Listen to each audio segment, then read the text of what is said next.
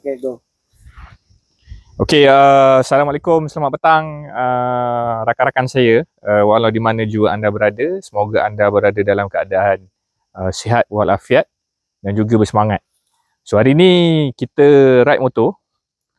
Kita enjoy.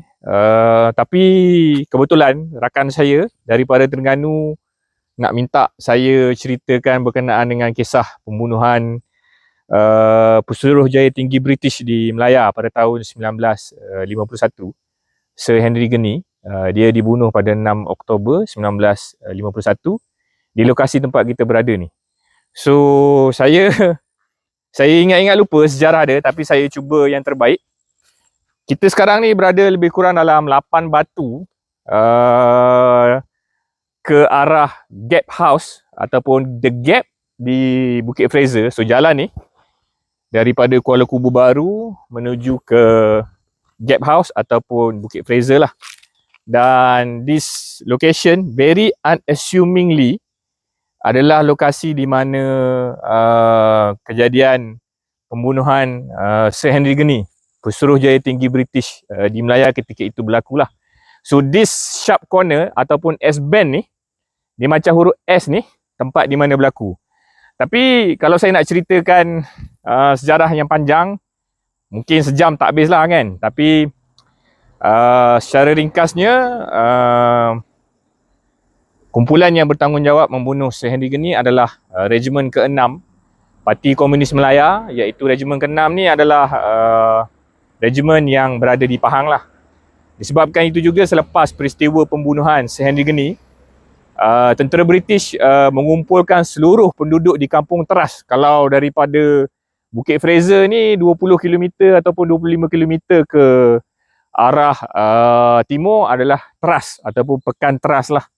So lepas pembunuhan tersebut, tentera British ataupun kerajaan British mengalihkan seluruh populasi termasuk ayam itik, kambing dan juga anjing, diletakkan di Kampung Baru kerana dipercayai anggota komunis daripada pasukan Regimen ke-6 yang diketuai oleh Siumah yang bertanggungjawab membunuh Sir Henry Gurney di lokasi tempat kita berada ni. Saya akan ceritakan secara detail lah.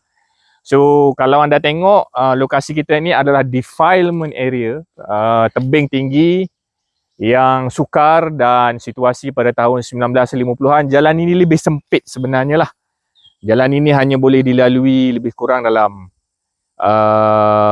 satu kolom kenderaan. So kalau jumpa kolom arah bertentangan, kena berhenti dan memberi laluan lah.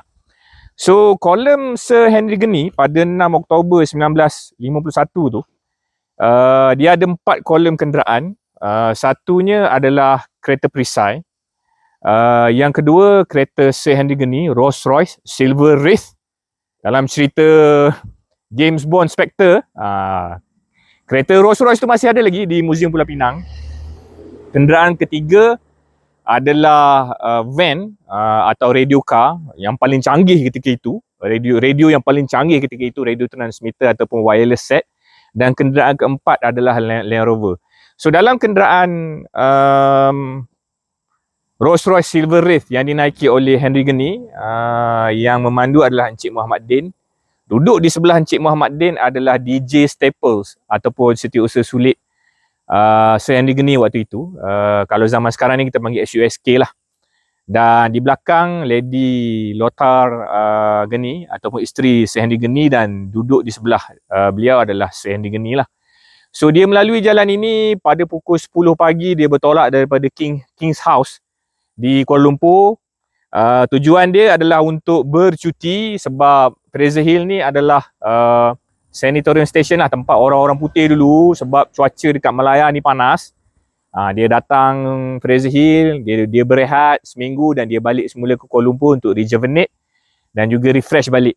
So kolom kenderaan Henry Gurney tu melalui jalan ini lebih kurang pada waktu tengah hari, dan kira-kira 3 atau 4 km daripada sini ke arah barat kita ni menuju ke Kuala Kubu Baru, van ataupun kenderaan radio car tu yang saya cakap canggih tu rosak.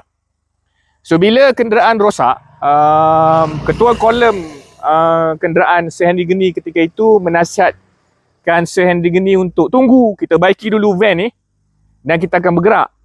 Tapi sebabkan Henry Geni ni dia tak sabar, sebab lokasi kita ni nak menuju ke gap house dah dekat lah, lebih kurang dalam 15 minit ataupun 10 minit. Kalau kita bawa lebih dalam kelajuan 15 km sejam ataupun 25 km sejam. So Sir Henry Geni cakap, no, kita takkan tunggu, kita pergi. Kita go direct. So bila dia pergi direct, van radio car tu ditinggalkan di belakang. Kenderaan perisai bergerak di hadapan. Kemudian followed by kereta Sir Henry Geni dan juga Land Rover Defender lah yang dinaiki oleh polis, Malayan Polis, daripada keturunan orang-orang Melayu ketika itulah. Dan bila dia lalu jalan ni, sebab dah dekat kan, dah dekat dengan gap house, so Lekadai cycle tu dia dah letakkan guard dia down. Itu kesilapan besar in security punya column. You tak boleh letakkan you punya guard down. Kenderaan perisai dah pergi depan dah. Bila dia pergi depan, jarak dia terlalu jauh dengan kenderaan Sir Henry Geni. Tanpa mereka sedar, mereka melalui jalan ini. Jalan ini sudah diduduki oleh lebih kurang 2 pelatun lah, ataupun 1 pelatun penuh pasukan penganas komunis daripada Regimen ke-6 Parti Komunis Melaya yang diketuai oleh Siumah. So kalau anda tengok di tebing saya ni, di tebing sebelah sana, Siumah menempatkan beberapa section lah. Satu section dia letakkan dekat sini. Satu lagi section killer zone ni dia letakkan di dekat sini. So satu section lebih kurang dalam 10 orang. 10 dan 10 untuk jadi backstop lah kalau pasukan keselamatan sampai. Dan apabila kenderaan Silver Wraith Henry Geni lalu, dia ada flag pendant tau dekat atas hood tu. Bendera British Union Jack berkibar. Dan Siumah ketika itu sebenarnya dia tak expect pun Henry Geni lalu. Dia tak sangka akan ada VIP lalu. Dia dimaklumkan akan ada kolom kenderaan tentera yang akan lalu. Jadi mereka bercadang nak ambush kenderaan tentera, mengambil seberapa banyak senjata dan larilah. So apabila dia nampak kenderaan Rolls-Royce Silver Wraith yang ada flag pendant berkibar lalu, Siumah cakap, kita kena ambil peluang. Mungkin IGP lalu ketika itu kan. Dia tak sangka Pesuruhjaya Tinggi British. Jadi bila Henry Geni lalu, lebih kurang di lokasi kita berada ini, kenderaannya ditembak bertalu-talu. Kalau tahun 1951, komunis masih menggunakan senjata yang dibekal oleh British lah waktu Perang Dunia Kedua tu. Steam gun, M1 carbine, dan juga LMG seperti Bring gun. Dia berjaya menembak kenderaan Sir Henry Geni. Kenderaan dia ditembak di tayar pecah. Dan kalau kita tengok situasi hari ni doesn't do justice lah. Pasal dulu jalannya lebih kecil. Dan driver Sir Henry Geni tu, Encik Muhammad Din, dia swerve ke kiri dan kenderaannya berhenti di sinilah, lebih kurang kat kawasan saya berdiri ni. Tayarnya pancit, dia dah tak boleh pergi dah. Dan section yang ada kat sini dan kat sini menembak bertalu-talu. Tetapi yang mengena adalah kenderaan lah. Kalau kita tengok kenderaan Silver Wraith tu, selepas saja kejadian penuh dengan bullet hole. Tak silap saya lebih kurang dalam 30 lebih lah tembakan mengena kenderaan. So di belakang adalah kenderaan Land Rover yang dinaiki oleh Polis Melayu lah. Mereka membalas balik tembakan, tetapi anggota ramai terkena tembakan, cedera parah. Dan apabila ambush ataupun serang hendap ni terjadi, di gap house tu dia boleh mendengar bunyi tembakan. Jadi kenderaan perisai yang sampai ke sana membawa kekuatan anggota polis yang ada di gap house. Waktu itu gap house ni penting, dia ada balai polis kecil. Dan mereka bergegaslah untuk turun ke sini, datang ke sini balik. So kereta Rolls-Royce Sir Henry Geni tu yang dipandu oleh Encik Muhammad Din swerve ke kiri. Encik Muhammad Din terkena tembakan, cedera parah. tetapi tidak meninggal dunia. DJ Staples ada menyorok di tempat kaki tu. So kita boleh bayangkan suasana bingit. Tembakan datang daripada arah sini, sini dan juga sini. Dan Sir Henry Gurney, dia tengok isteri dia dalam keadaan panik dan ketakutan. Dia membuat tindakan bagi saya kurang bijak lah. Dia keluar daripada kenderaan sebab dia rasa serang hendap ni memang ditujukan kepada dia. Sedangkan serang hendap ni dibuat by opportunity lah. By opportunity basis. So bila dia keluar daripada kenderaan tu, dia rasa komunis ni memang nak tembak dia. Jadi dia nak selamatkan wife dia. Dia kena keluar daripada kenderaan dan dia berlari ke arah tebing di sebelah sana. Mari saya tunjuk. So dia keluar daripada kenderaan dalam keadaan bingit tu. Dia berlari dan dia tembak di badan dan kepala dan dia meninggal serta-merta lah. So lokasi tempat Sir Henry Gurney meninggal dunia adalah di sinilah. Lebih kurang sini. Nanti ada gambar lama saya akan tunjukkan. So apabila Syumah yang mengetuai ambush tersebut melihat anggota polis datang daripada Gap House membawa kekuatan yang lebih besar dan dia menggunakan senjata beringgan menembak. Dia sebenarnya anggota polis tak nampak pun polis tu, cuma dia nampak percikan muzzle flash tu. So dia datang daripada arah sana dan dia menembak sekeliling lah menggunakan senjata beringgan. Dan Syumah membuat keputusan, okay, let's pack up. Mission dia dah berjaya dan dia larilah. So bila anggota polis sampai, beberapa minit saja dia melihat mayat Sir Henry Gurney sudah terbaring, kepalanya di bawah lah, dekat sini. Lokasi dia lebih kurang ini. So itu yang berlaku pada 6 Oktober 1951 dan beberapa kilometer daripada arah selatan, waktu itu saya lupalah Peguam Negara, dia pun dalam perjalanan nak bercuti ke Gap House. Saya lupa nama dia dan isteri dia. Dia mendengar saja bunyi tembakan, dia terus berhentikan kenderaan dan patah balik ke Kuala Kubu Baru. Dan di berdekatan dengan lokasi ini ada satu unit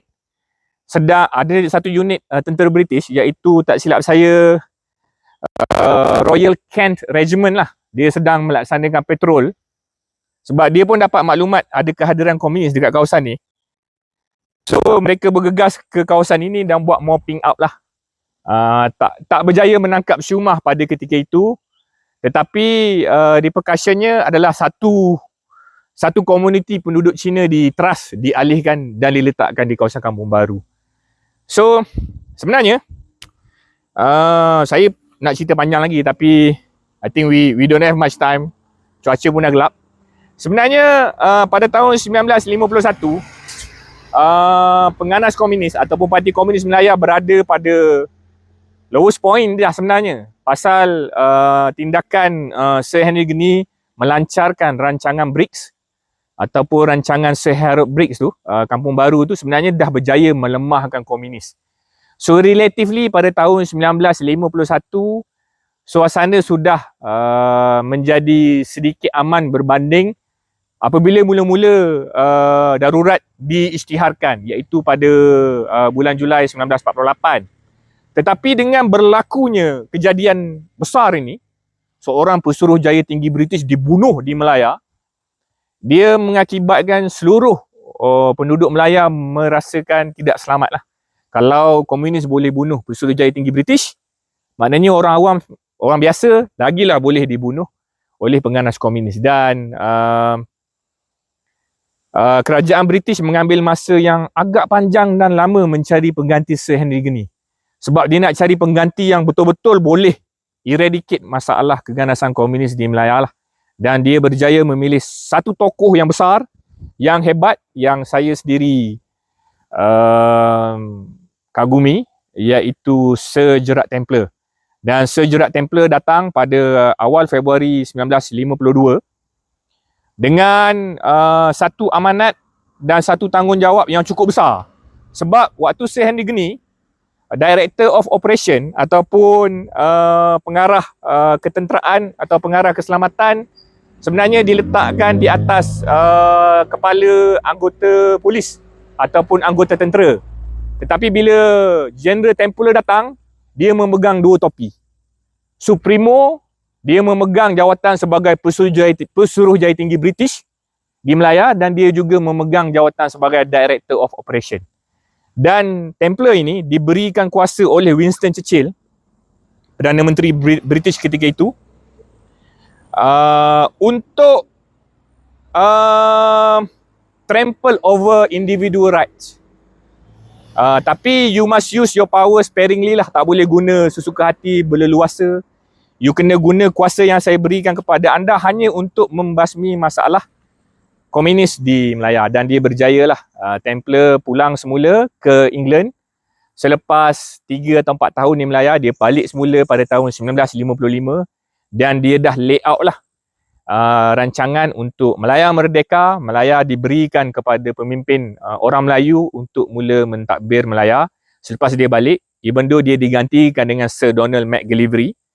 Dan Sir Donald McGillivray tidak memegang dua topi. Satu Director of Operation ataupun satu lagi Pesuruhjaya Tinggi British. Donald McGillivray memegang topi Pesuruhjaya Tinggi British. Kuasa Director of Operation diberikan balik kepada Panglima tertinggi tentera di Melaya ketika itu, tentera British di Melaya ketika itu. Dan Donald McGillivray datang ke Melaya menggantikan dia. Sebenarnya the timetable has been set lah. British nak berikan kemerdekaan kepada Melaya. Orang-orang Melayu memimpin Melaya, memimpin negara kamu sendiri. Dan it's just a transition phase lah. So this is a very critical period from Sir Henry Gurney to Sir Gerard Templar to Sir Donald McGillivray. Dan peristiwa penting itu berlaku di lokasi inilah. Dan sebenarnya bila saya membaca dan mendengar pandangan, memang betul tindakan Henry Gurney keluar daripada kenderaan telah menyelamatkan isteri dia lah, sebab dia draw di attack ataupun tembakan tu daripada kenderaan Silver Wraith tu, Rolls Royce Silver Wraith tu, kepada diri dia. Sebab dia orang putih kan, he was conspicuous, so dia lari, tembakan mengena diri dia. Tak semena-mena beberapa minit kemudian kenderaan perisai dan juga kenderaan Land Rover membawa kekuatan polis Melaya datang daripada arah tempat saya tunjuk ni, menembak bertalu-talu ke arah tebing ni. Dan Syumah membuat keputusan, okey, misi dah berjaya, mari kita lari. Dan mereka cabutlah. So itu saja peristiwa pada hari ini. Terima kasih kerana menonton. Dan saya harap sedikit sebanyak perkongsian yang saya berikan ini dapat memberikan manfaat kepada anda peminat sejarah di Melaya. Terima kasih.